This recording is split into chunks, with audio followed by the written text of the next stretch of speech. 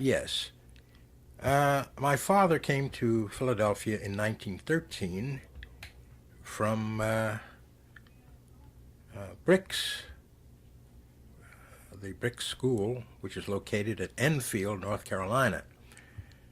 My father was treasurer of the Joseph K. Brick Industrial School.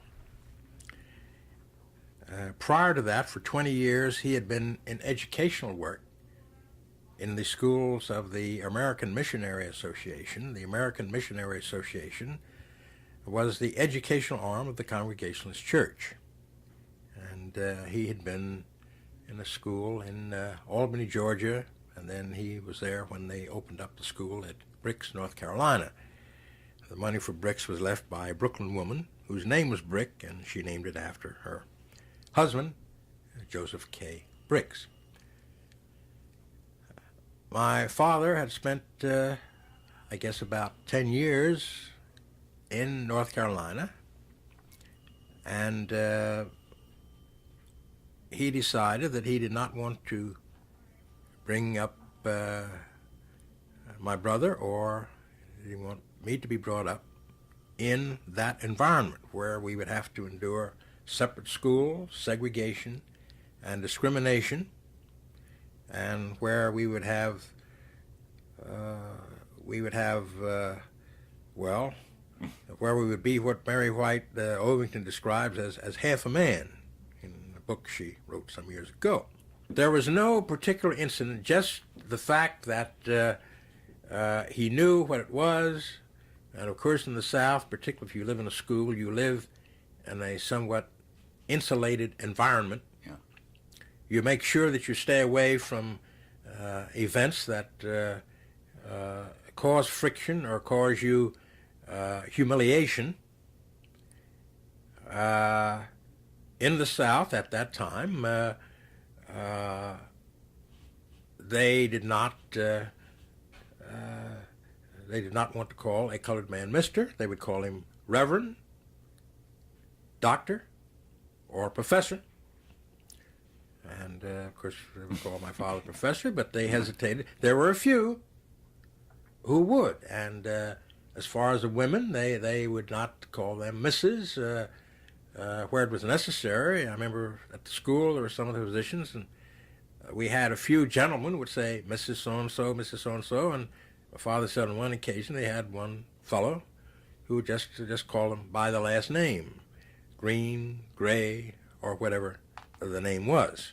At that time, unfortunately, in the area, there were no colored physicians near the school. The merchants, of course, they wanted the money, and my father was able to set up a post office separately for the school. Bricks, North Carolina, happened to have his commission as a postmaster in my office here, and it stirred up a little dissension because that was taking money away from the post office at Enfield. And in those days, the remuneration of the post office came from the volume of business that they did. My father was a rather altruistic man. Although he did it on his own time, he insisted on turning his salary as postmaster over to the school. When he left, it gives you an idea as to how things were.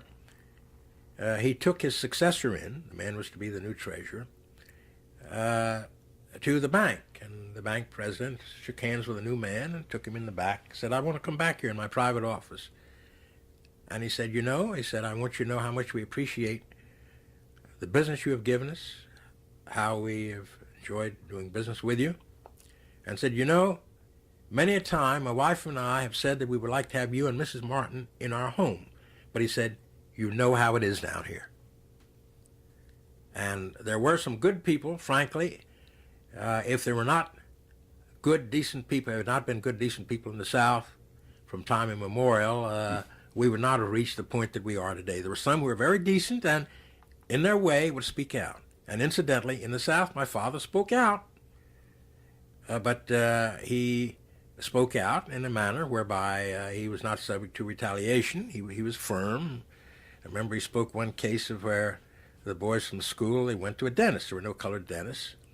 And one of the students went to a dentist, and he had a regular chair, and he had an old broken down dirty chair which he had for his colored patients. And so had told the boy to sit in that chair. Well, the boy got up and went out.